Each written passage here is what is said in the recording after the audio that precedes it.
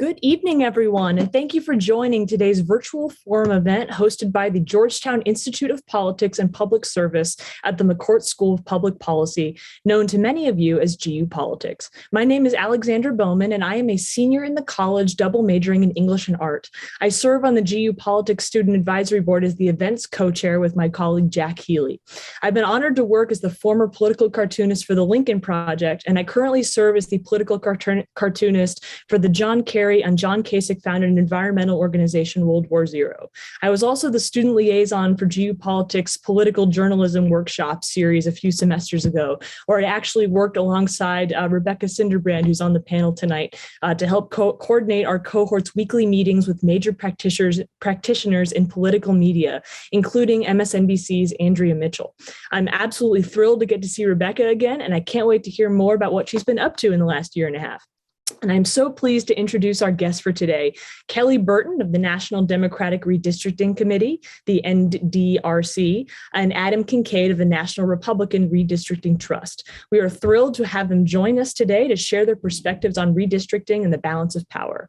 Moderating today's discussion will be Rebecca Cinderbrand, a GU Politics Fellow during the fall 2016 semester, also a Hoya from the class of '99. Rebecca is a senior Washington editor for NBC News. And please join in the conversation about this event on social media by tagging GU Politics with our handle GU Politics. All right, I'll turn it over. Thank you so much, Alexandra. And thank you to Mo and to the Institute of Politics for setting up this event. It's such a fascinating conversation, and I'm so thrilled to be talking with our guests tonight. This is something that happens, obviously, every decade, just once a decade. And every single time there's no such thing as a routine redistricting. Every time is different. And so what I'd love to do is just to start out on this process by talking a little bit about how the process works, or more specifically, since every state, I guess, has a different process, in general, how the processes work. I don't know if, Adam, you want to take that question first? Gosh, yeah, sure. The process of redistricting, like you said, is different in every single state. Some states do it on a simple, like a bill, passing it through the legislature, governor signs or not. And then, other states have commissions, but yet the redistricting itself starts really with the census. And so every decade we take a census, we count the number of people who live in the country, get their various demographics and characteristics. And then that's the data that drives redistricting.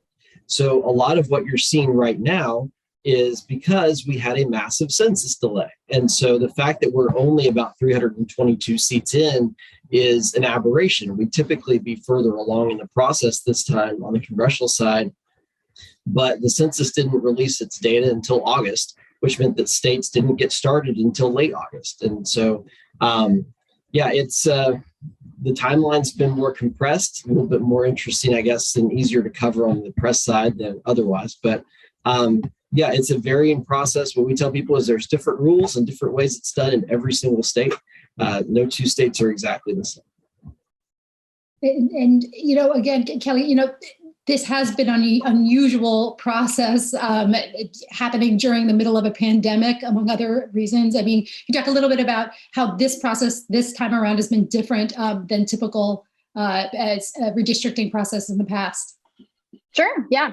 Well, I completely agree with Adam that the census data is the fundamental kind of heart of redistricting. It is the roadmap for redistricting. And the reason for that is the reason why we redistrict, which is to say that the reason we redistrict is so that the district lines of this country, our congressional district, our state legislative districts, and all the other districts that represent kind of the governing structure of America, reflect and represent the changes that have happened over the course of the previous decade, right? So people move, different population shifts happen, demographic, geographic shifts happen. And so you redistrict in order to have districts that reflect those changes and reflect that growth. So the census data is the roadmap for how to do that.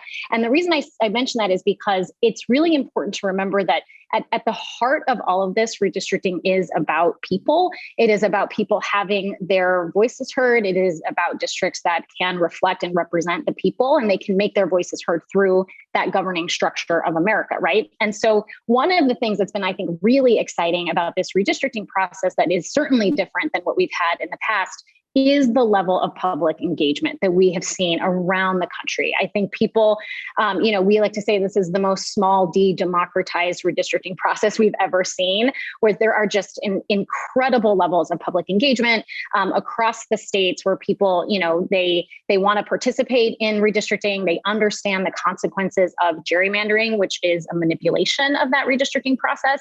And they really want to make their voices heard and have an impact on that process. So I think even in a pandemic, as you noted, Rebecca, we've seen just high levels of public engagement and a real awareness of the importance of the redistricting process, more so than I think we've ever seen before.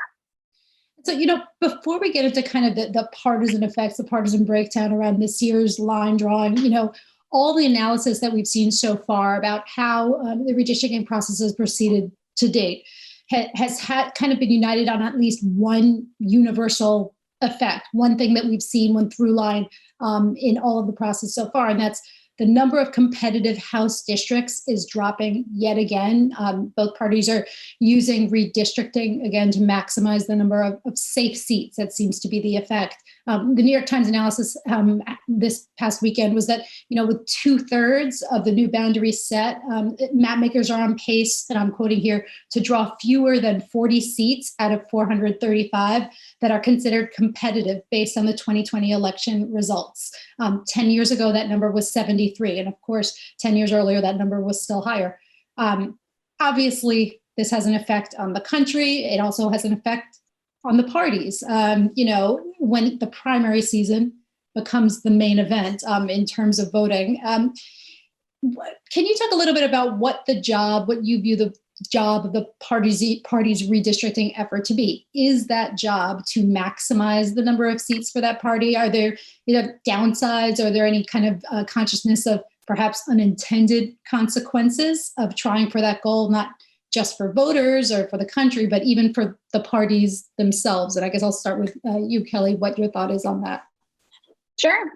Well, look, I think that the decrease in the number of competitive seats, my boss, Attorney General Eric Holder, said in that New York Times article, it is a tragedy, and it is in fact a tragedy. I think Adam and I both have worked in and around House races for a long time and have seen this decrease in competitive seats over time, and it is a real problem for our democracy. And it does create a dynamic where there are fewer races that are determined in the general election, and that polarizes our politics. And in fact, this dynamic, was exacerbated last decade by the extreme Republican gerrymandering that we saw after the 2010 election, when they had, dramatic control over the redistricting process in a lot of states. And that, shrunk the competitive battlefield pretty dramatically last decade. And we saw the impact on our politics and on Congress over the course of the decade in the Obama administration, really firsthand, and how polarized Congress felt. And you saw the same thing happen in state legislatures. So I think we started NDRC, to your question about the parties. We started NDRC as a way to fight back against Republican gerrymandering, as a way to fight for fair maps. As we said, you do have to redistrict. You don't have to gerrymander. And we don't need or want, these districts to be drawn or driven by, partisan outcomes. This is about voters, and we want the districts to reflect the voters. We want the maps to follow the census data. We want the districts to be fair. We want the maps to be fair. We've always said that if the maps are fair, Democrats will do just fine. That is our goal. That's what we want, is fair and competitive elections where the voters get to determine the outcome of the elections. That's not what we're seeing, in largely, especially in the Republican states, which I know we're going to talk about. But, I think that you don't have to gerrymander. And I think, in fact, by our analysis, if there were fair maps everywhere in this country, you would actually see a 40% increase in the number of competitive seats. So it doesn't have to shrink in the way that it is.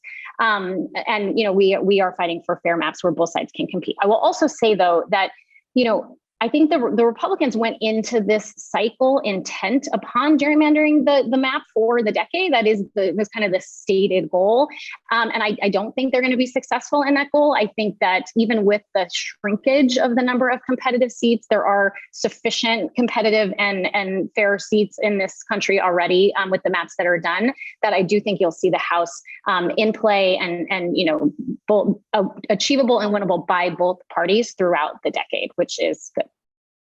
I will say I'm not going to be the only one asking questions tonight. I would just like to remind students who might be watching, there's a Q&A tab at the bottom of your screen. And so please feel free to submit questions for our panelists, and we're going to get to those in just a bit. But in the meantime, I have the same question for Adam. I mean, again, the reduction in competitive districts, what impact do you think that has on the country, on the party? Is that the goal? And is there some sort of consciousness of, hey, there might be some downsides to this?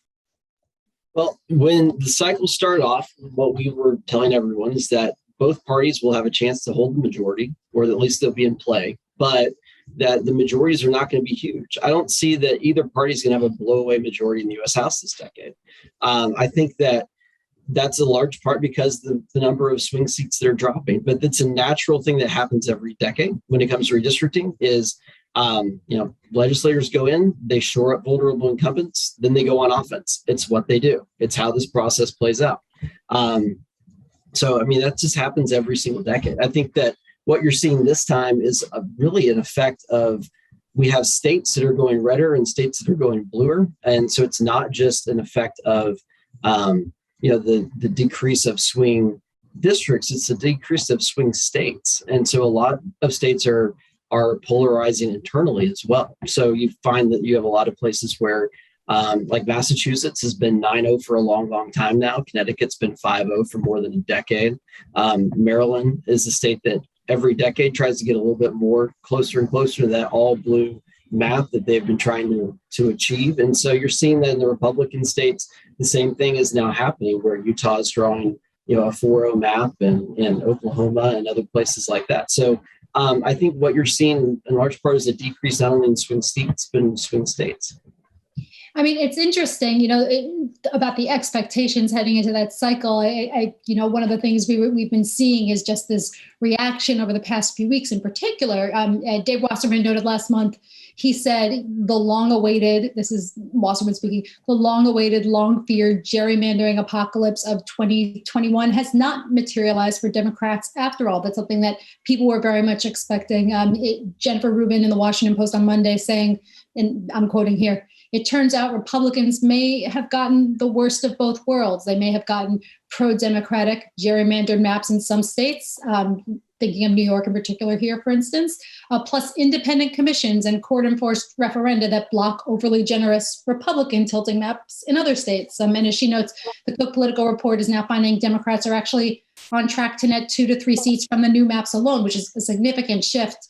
She says that so far Democrats have cost most of the breaks. I mean, do you agree with this? If you do, were you surprised by this? Or heading into this cycle, how did you think that this was going to play out?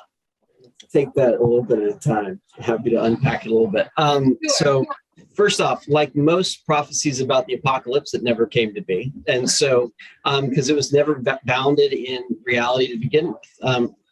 What we said is that we were going to take vulnerable incumbents off the board, go on offense, and create an opportunity to take and hold the House for the decade. And that's where the battleground is right now. So Kelly likes to say we were going to gerrymander our way into permanent majorities. That was never something that anyone ever talked about in any real way, other than various people in the press and the media who wanted to say that we were going to do that. We control 187 seats, which is significantly less than 218. So, you're never going to, neither party will ever gerrymander their way into permanent majorities again. Democrats did it for decades, but right now, that's not how this process is going to play out. So, no, I'm not surprised that we are where we are. I think that, when you go through the states one line by line, we're just about exactly where I thought we would be at this point through these states. Ohio and North Carolina, not surprising. We knew that the state Supreme Courts were made up the way that they were. So those were not shocks in any way, shape, or form. The fact that Pennsylvania, Wisconsin, Minnesota aren't done because they're stuck in state court and waiting on maps to be imposed, not a surprise. So if what I try to do, and I've talked to various people about this before, is we analyze these things in buckets, right? It's not just the state by state, but it's the split states. Let's look at those, the commission states. Let's look at those, the Democrat states, the Republican states. The Republican states have hit every single mark that we expected them to. I think the problem is that a lot of people were drawing maps on Dave's and other things. And so they go, well, Republicans can draw the 6-0 map in Kentucky and a 9-0 map in Indiana. And so the expectations state by state get out of control. What people who write these things forget is that there are human beings involved, right? There are legislators, there are incumbents, there are other things, there are parochial concerns in every single state, right? So a 6-0 map in Kentucky was something that the entire delegation signed a letter saying they didn't want. They wanted a 5-1 map in Kentucky. You have other states where, we had a pretty good sense of where they were going to go because we knew that Senator X wanted County Y whole because that's where he lived. They didn't want to see it split up. But in order to achieve this supermax map, you have to split that one county into 18 different pieces, right? So, no, I think that as far as the red states go, they hit exactly what we thought. The commission states, our goal was to fight to a draw in the commission states. We know that they're structured against Republicans, that Democrats have an advantage in the commission states. We fought to a draw in the commission states. If you look at the breaks in the partisan makeup of the districts in the commission states before and after redistricting, Republicans had, and I'm just going to stare at my cheat sheet here if you don't mind me taking a second to do that. Republicans had 21 seats that Donald Trump carried by 10 points or more. Going into the cycle in the commission states, we now have 22. Democrats had 76 seats that Biden carried by 10 points or more. There are now 76 Biden seats. So that's exactly the same. The number of competitive seats actually dropped by 1, but it's not just the makeup of the competitive seats in the commission states, it's how they break. 11 of them tilt Republican, 12 of them tilt Democrat. That's across all the commission states together. Would I have rather had better results in Michigan and in California? Absolutely. But when you take them in aggregate, we are exactly where we wanted to be at this point through the commission states. The biggest surprise has been in the Democratic states. And it's not that we didn't think they were gerrymandering. And I'd love to have been a fly on the wall when Eric Holder and Sean Patrick Maloney were arguing with Mark Elias about how much to gerrymander New York. But I'm sure that when you go through and you look at these Democrat states, the surprise has been the number of districts they drew, like Biden +8 to Biden +13, right? So what they did is they built this low blue wall. And Michael Lee at the Brennan Center, no friend of the right, he's a good progressive guy. He wrote this a couple of weeks ago that Republicans may have given themselves tsunami protection, but if it rains a little bit, Democrats' houses are going to be flooded. So what Democrats are doing in the blue states is they're placing a bet that Joe Biden's numbers are not the ceiling. That's their bet. And that whole structure is their goal to try to keep their losses down in the bad cycle. So we'll see how that plays out. But no, I don't think that I disagree with David about the +or-3 or whatever else. But David and I have talked about that on the side, and I'm not going to air those grievances publicly. But no, we are exactly where I thought we would be at this point in time. Now, Kelly, I mean, is he right? Was that all spin? I mean, was there any legitimacy to that prediction that Republicans were going to run the board? I mean, what's going on here? Well, speaking of a lot to unpack, there's a lot to unpack with all of that. But what I think you mentioned as you would call breaks, I would call strategy, right? I think that we have said all along that we want to fight for fair districts in this country. And 5 years ago, Eric Holder launched a comprehensive plan to do that, which had never been done before, and really looking at all of the ways that you need to and can fight for fair maps in the redistricting process. And that included shifting the balance of power so that the Republicans didn't have the same level of control that they had last time. And with that shift, we are closer to fair maps in those mixed control states that Adam talked about, where states like Pennsylvania and Michigan and Virginia and, Ohio even are some of the most gerrymandered states from last cycle that now are closer to fair. And we do have fair maps, fair districts with a sufficient number of competitive seats that both sides can win. We consider that a victory because it is closer to fair. It is following the census data. It is reflective of the voters in those states. Then you look at what we talked about earlier about getting people involved. I think, again, redistricting is about people. It is about drawing maps that reflect the voters. And that is how we think about it. It's how we look at it. We don't have conversations the way that Adam just characterized. It's not about any kind of wall or any kind of low wall, blue wall. Like, we want maps that reflect this country, and we want maps in the states that reflect the outcome that the voters in those states want. And when we're close to that, we consider that a victory. That is the difference between what you're seeing in the Democratic states and the commission states and what you're seeing in the Republican states. The reason that the Democratic states and the commission states are closer to fairness is because they are actually following the census data. They are increasing opportunities for people of color to influence the outcome of the elections, because that's what the census data said should happen. They're growing representation in the urban and suburban areas and decreasing representation from the rural areas, because that's what the census data said. And the people have been fighting for that, and they've been making their voices heard. And that pressure from the public is having an impact even on the Republican states. You're seeing it right now in Missouri. You're seeing it in the inherent, sort of how, as Adam said, like, extreme do you go? I think when you see a map that reflects that public participation, that's a path toward, a closer representation. And we've been fighting for that for years. And then finally, a big piece of our strategy, which we haven't talked about yet, is litigation. And I think we are winning lawsuits and we are achieving court victories because the Republicans keep breaking the law. They keep drawing maps that are illegal, and judges keep having to come in and tell them, don't do that. Your map is illegal, and those maps are being redrawn. So, I think this is about a comprehensive plan, and we are executing that plan. And, we always knew that if we, again, put this plan in place and we fought for fair maps, that we would be successful. And I think you are seeing that. But look, just as the demise story early on was, I agree with Adam, the apocalypse, even then, I think Adam and I did a few webinars together, and we were saying, like, y'all chill with the predictions, and the predictions were too far out. This is not as bad as for Democrats that people think it's going to be. I think even at this moment when people are saying it's good for Democrats, that's fine. But we still are in this fight for the voters. And there's going to be some highs, like, the Ohio, North Carolina victories, and, the fact that we are seeing fair maps come out of commissions. And then there's going to be some lows, like what happened in Alabama with the Supreme Court making a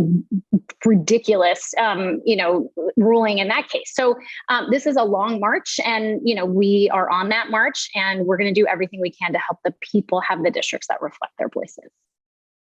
Well, and just to kind of circle back on that for a second, the question about the commission, because as you say, in your view, the commissions are not necessarily delivering the ideal or the view of the districts that most represents reality in your view, or that is advantageous to Republicans. I know, I guess the question is, you look at a state like in New York, you look at some of the possibilities of things that can happen in those states where Democrats do have control of the legislature. And the question becomes, well, maybe it would make sense to kind of take the parties out of the process to the extent that it's possible. And that obviously that idea is something that was part of the voting rights legislation that Democrats were proposing in the House, and still a new version that they're proposing. And is there any kind of a sense that, hey, maybe these commissions can work and they can deliver fair outcomes? Or is the sense of the Republican side still? I know one of my reporters has been asking Republican senators this week, and there hasn't really been a shift in their point of view. In your point of view, can these commissions work, or are they kind of hopelessly stacked in your perspective? I don't think they're hopelessly stacked. I think that they're structurally deficient. I think that these commissions they're a noble goal. The problem is that you're never going to take politics out of redistricting. It's like trying to take salt out of the ocean. It's just not going to happen. And you're seeing that with all these commissions. As they go through the process, they try to balance all of their different criteria, but also they start looking at the politics of it. If you look at the Michigan Commission, they started off the process by saying, we're going to create 7 Democrat-leaning districts and 6 Republican-leaning districts. In order to get there, they had to violate other criteria in their own rules to skip over criteria 2 to get to criteria 4 or criteria 3. So they were actively gerrymandering to create Democrat-leaning districts in Western Michigan or outside of Detroit because of how the geography plays out for them in Michigan. So you see these things, though, and it's not a surprise. The commissions just run up against the same things that everyone else runs up against. when they're dealing with redistricting, which is you have geography, you have politics, you have demographics, and you have to balance all those things together. And so when you have a commission, all you've done is you've shifted the gerrymandering from a legislature to a commission. A commission oftentimes, which is unaccountable and lacks transparency. The media in Michigan had to sue the Michigan Commission to get documents out of the Michigan Commission about what they were advised to do. Not Republicans, the media sued them because they were being so opaque about what they were and were not doing and why they were doing it. You've had commissions that failed in a couple places. You've had people breaking down in tears in other places during commission wrap-ups. You've had commissions that weren't able to finish their job on time. I don't think that the story of commissions this cycle is a story that's going to convince a lot of people who are against commissions beforehand to support commissions now.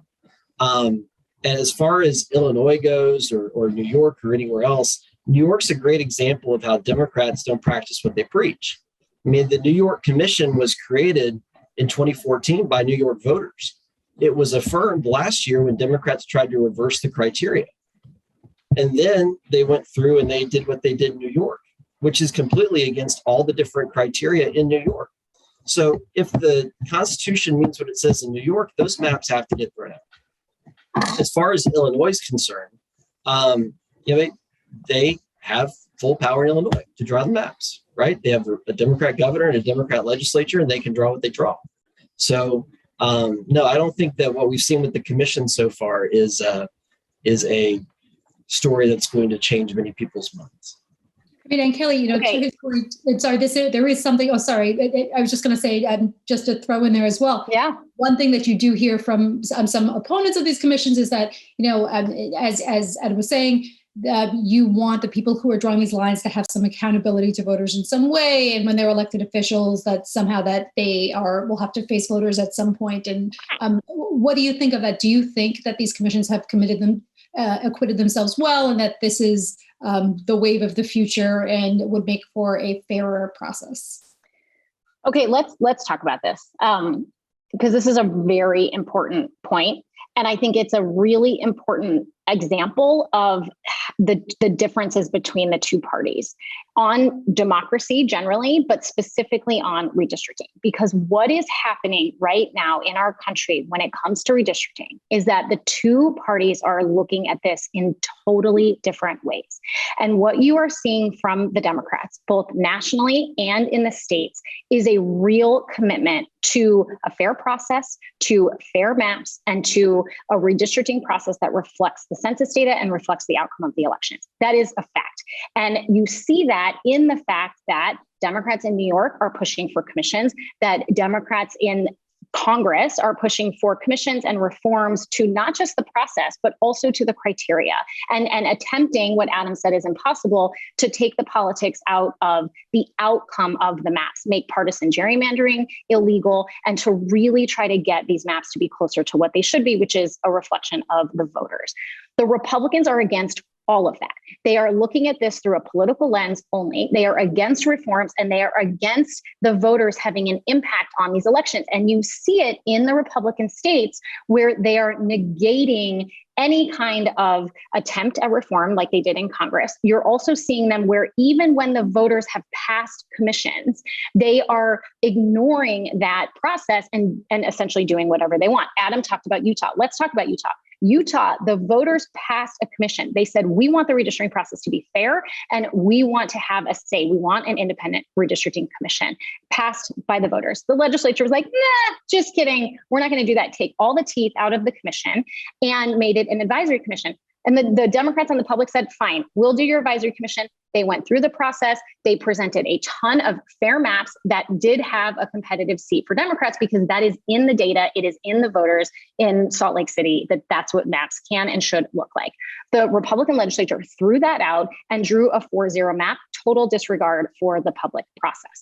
What you saw in New York was Democrats come forward and say, we want a commission. We want an advisory commission process. We want to go through that process. What Adam said was Democrats trying to undermine that was in fact not. It was Democrats trying to strengthen and clarify through a ballot initiative the language of that commission.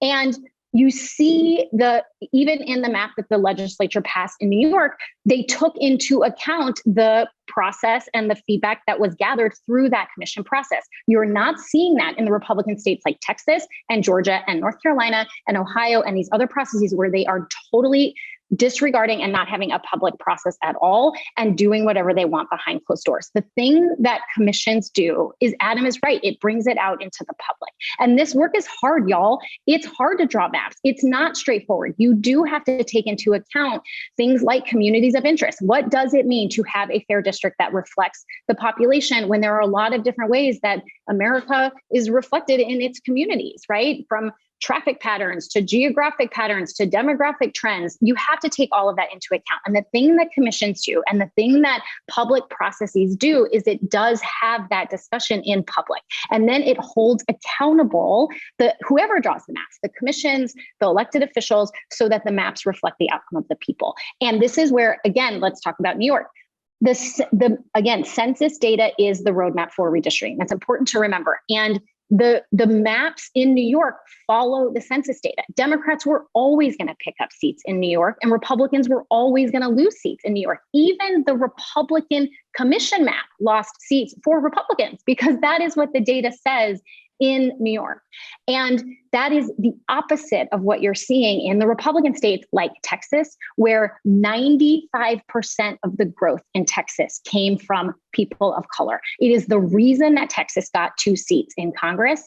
And you know what they did? They drew more white districts than they had last cycle. They totally disregarded the growth of communities of color in Texas and drew districts for white people and to protect their own power. It is the opposite of what the census data says that you should do. So it is not the same thing. And it's not just commissions that can reform the system. And that is what the Democrats were trying to do with the Freedom to Vote Act. And so if they want fair maps in New York and all these places where they say that it's not being fair, let's pass the Freedom to Vote Act. Let's do that together. Let's reform this process. We can do that, both on the process and on the criteria. So I think it's more complicated. I think you are seeing the Democrats fight for a process and criteria that gets us closer to fairness, and the Republicans in the Republican states and in Congress are blocking that.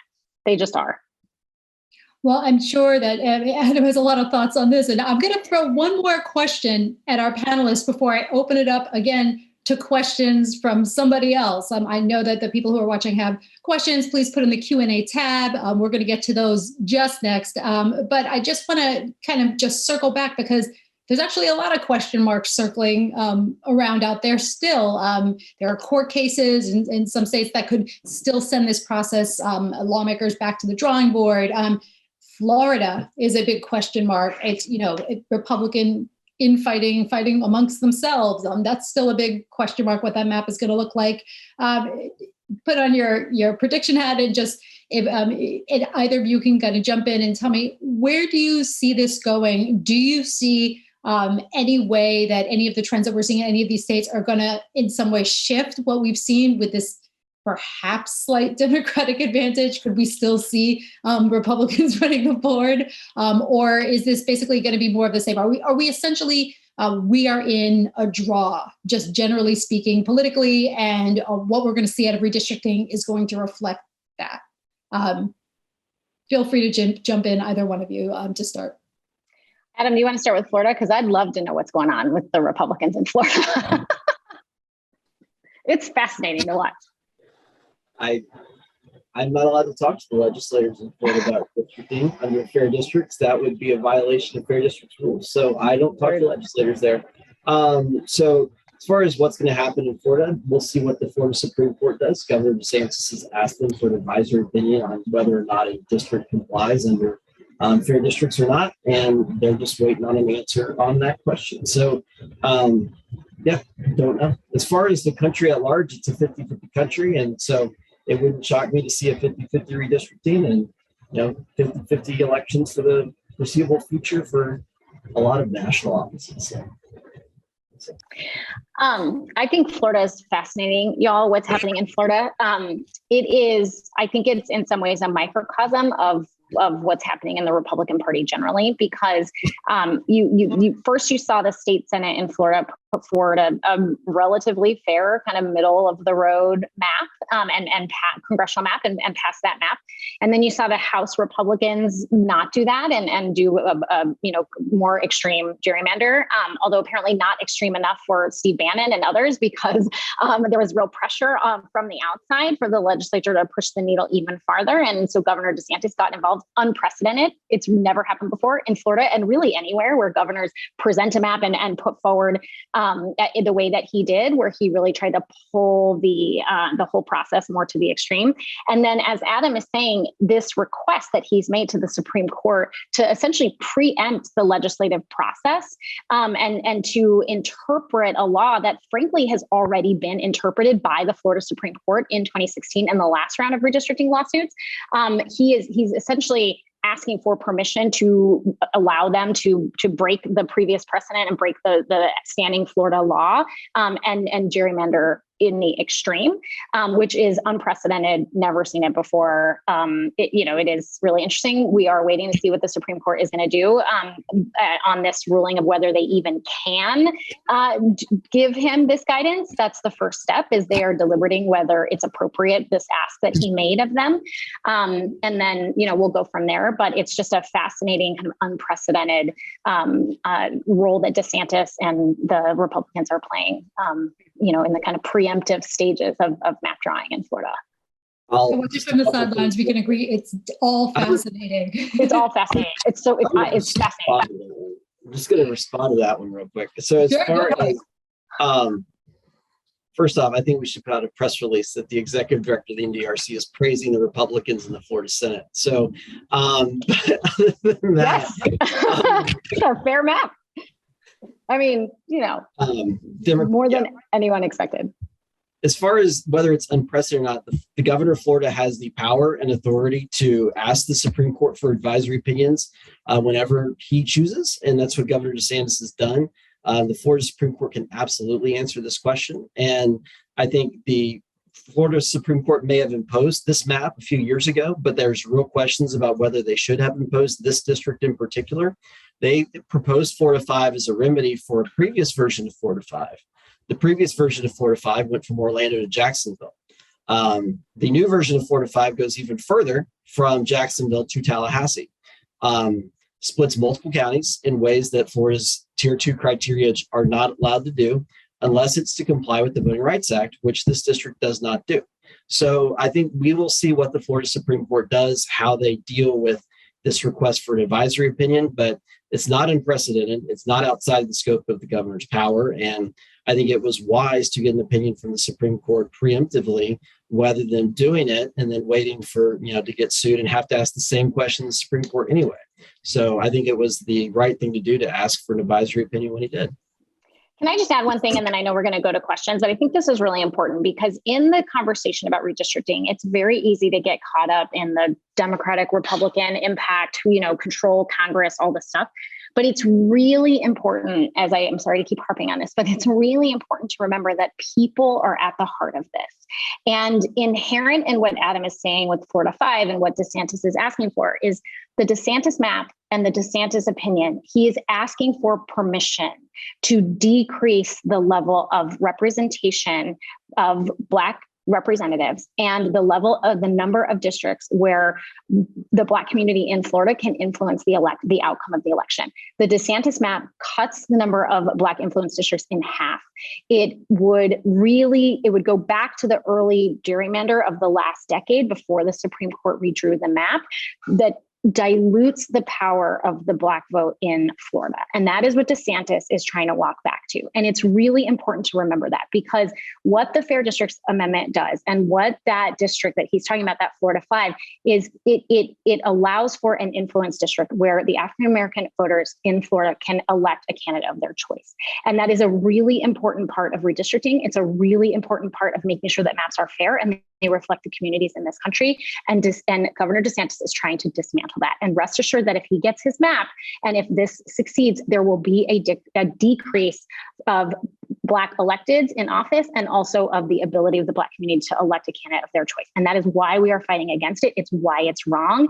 And that's why you're seeing these lawsuits, because that is what the Republicans are doing. They are gerrymandering their way to power on the backs of people of color.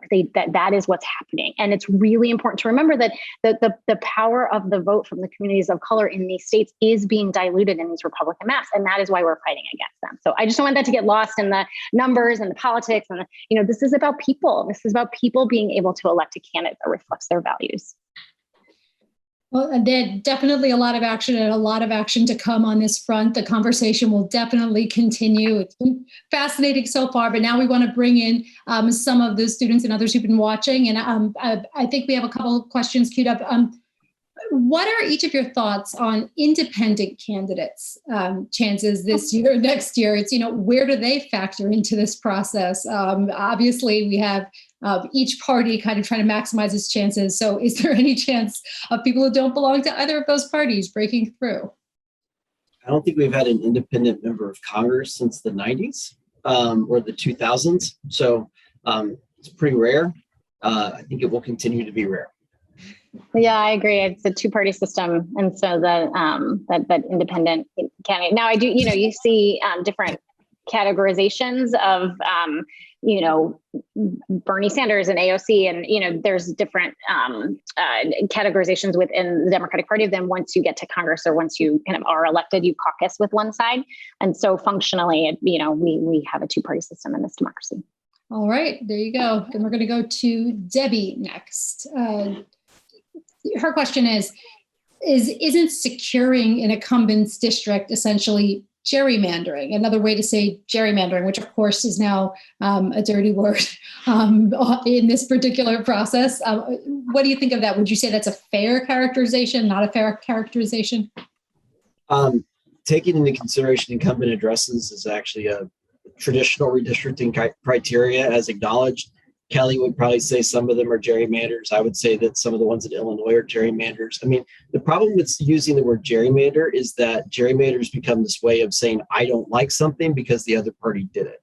And so I think if it's a Democrat shoring up an incumbent Democrat seat, it's fair redistricting. If it's a Republican shoring up a Republican district, it's, they're taking into consideration the core of the district. So whether it's gerrymander or not, in this sense, I think would fall in line more with I don't like it or I do like it.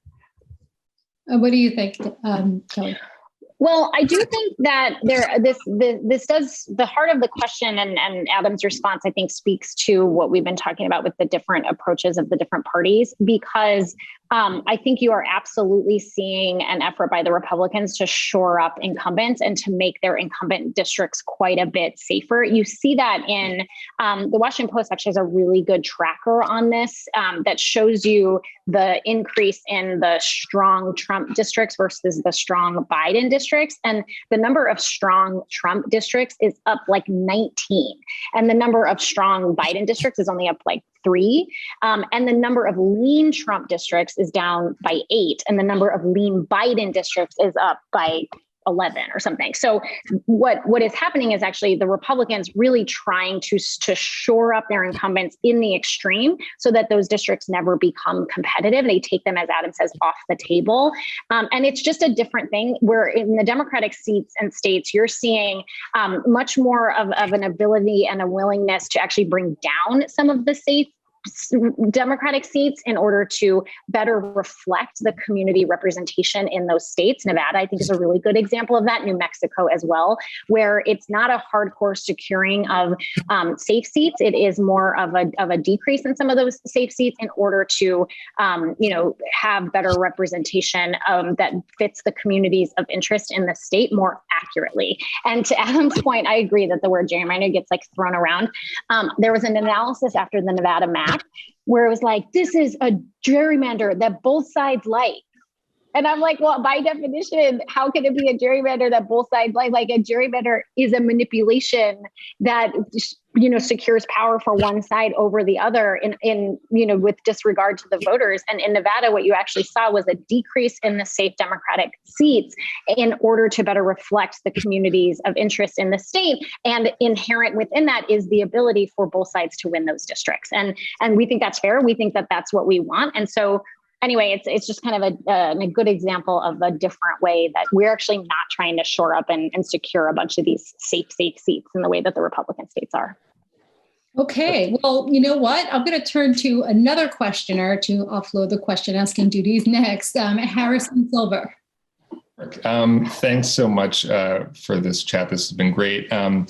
My question, so I'm from New York, and in New York currently, and I'm sure in other places as well, there's currently a push to create cohesive legislative districts so that immigrant and other minority groups can vote together and be represented by one of their own community members, as opposed to being split up for the sake of turning or keeping districts blue or making them bluer.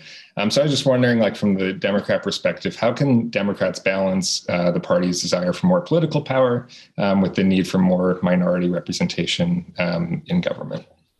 Well, I can't speak to the specifics of New York and the communities of interest. There are plenty there, particularly at the legislative level. But I think just in general, to answer your question, I think that we don't see these as intention. I think that, as we've always said, that if the maps reflect the voters and follow the census data and are drawn fairly, Democrats will do just fine. And we want elections where, the candidates have to go make their case to voters. And I think that districts that reflect the ability for communities of interest and communities of color in particular to elect a candidate of their choice is awesome. And we want that. And, I think that we don't have to think of it or have that intention with, more minority representation seats, which takes away from Democratic seats or vice versa. I think we can, draw maps that reflect the communities, and Democrats can do just fine in those districts and communities can be reflected and represented. And then that's what we're fighting for. So I think there's been a real shift over the last decade more toward, the ability for these two dynamics to land in the same place and land in a good outcome for the voters. And that's the goal. So. And then do you have any thoughts on how this process has been shaking out, or that element of the process? I mean, I think that if you look state by state, as far as keeping minority communities or other communities whole, you can look at Nevada that Kelly was just, talking about. Nevada had a seat that was plurality Hispanic. They took that, broke it up into multiple pieces. They had 3 districts down there, 1, 3, and 4, put them all kind of in a blender, mixed them up, and created 3 seats. They're all now plurality white. There are no plurality Hispanic seats in Nevada any longer because of the approach that they had there. So you saw the same thing play out in Illinois, where they went and they divide up the Hispanic community all sorts of different directions to try to create more Democrat seats in Illinois. So, I mean, these are the sort of cross pressures. The folks in Illinois, the Hispanic caucus, wouldn't vote for the legislative maps because of the way that they treated the Hispanic district. So that's one way to do it, is to have your local elected officials push to have their communities whole. And that's what happened in Illinois. And, the same thing in Nevada. You had a lot of folks that were complaining about those maps in Nevada, and they passed anyway. Well, speaking of individual state redistricting process, let's turn to Patrick Bailey had a question about a neighboring state. Yeah, I'm from Arizona, and we're a commission state. And I was just wondering what both of the panelists thought about the commission process in Arizona and the ultimate outcome. Thank you very much. Well, I'll start. I went to school in Arizona. I lived in Tucson for a long time, and Phoenix. Bear down. Went to the U of A. Shout out.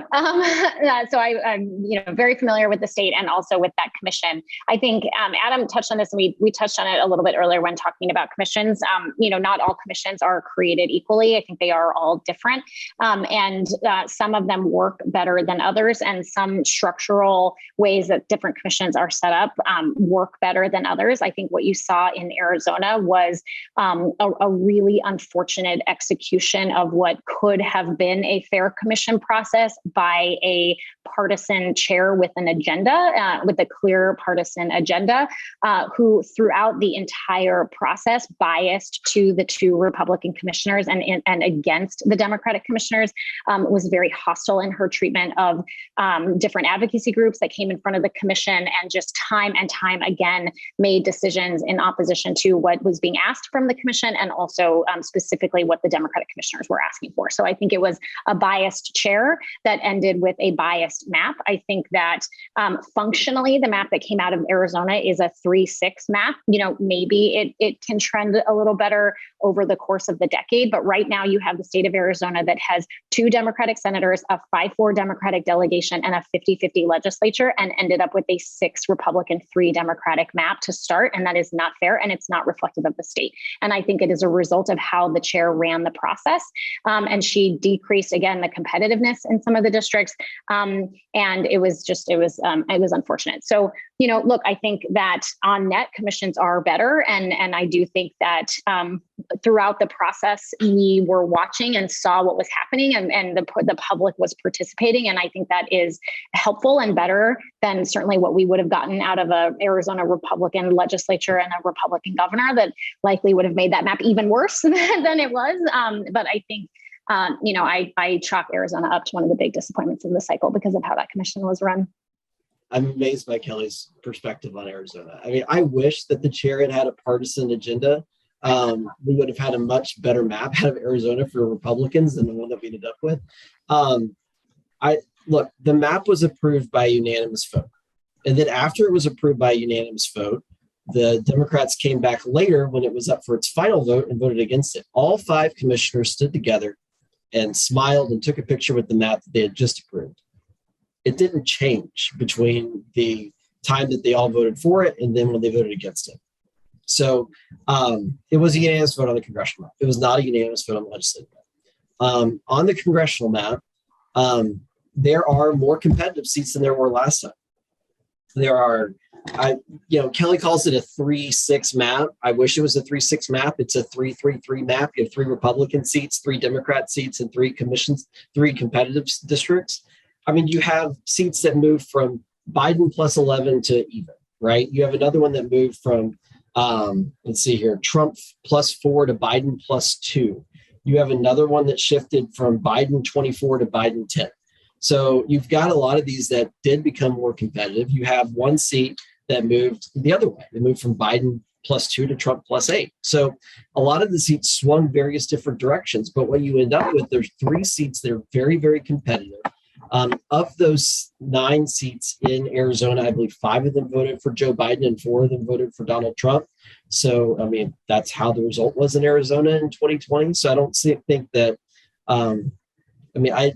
I think that the Arizona map turned out about as well as Democrats should have thought it could have going into the process. And I think that Arizona's map is a disappointment for Republicans, but it shouldn't be a disappointment for Democrats. And I mean, they say that they want competitive seats. You have competitive seats in Arizona. So with both parties having 3 seats in a purple state, that seems pretty fair to me.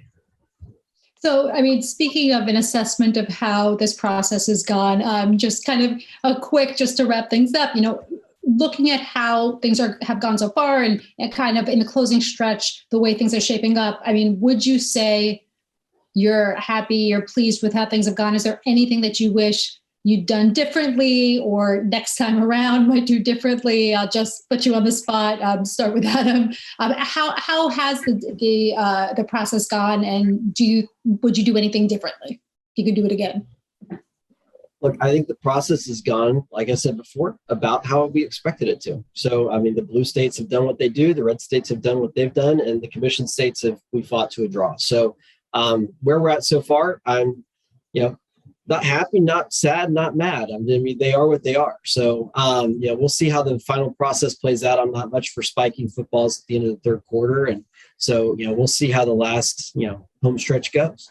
Well, yeah, I mean, I agree that we're not done yet. And I think that this will continue to play out. I think, of course, we've all learned a ton. But, I think that at the end of the day, that redistricting Recording is about the stopped. voters. And it's about the people, and it's about making sure that the districts reflect the outcome of that the voters want. And I think we're going to see that in a lot of places. And I think in the places that still exist that we aren't seeing that, we are fighting hard in court and in other ways to move those maps closer to fairness. And I think that that's an encouraging sign to see the North Carolina courts and the Ohio courts and others, push back on these gerrymanders. And I think that the Republican goal to secure the map for the Republicans for the decade is not on the table. And that in and of itself is victory. So. Yeah, as you both know, this process is not over yet. There's still more news to come. We could have many more hours of conversation about what's to come and what's coming down the road. But thank you both so much for joining us for this conversation. Thanks to the Institute of Politics for hosting it and for inviting us, and to everyone who joined us tonight. If you have any other questions, please feel free to reach out. And we're looking forward to chatting with all of you again soon. So thanks again for joining us, and we'll talk soon.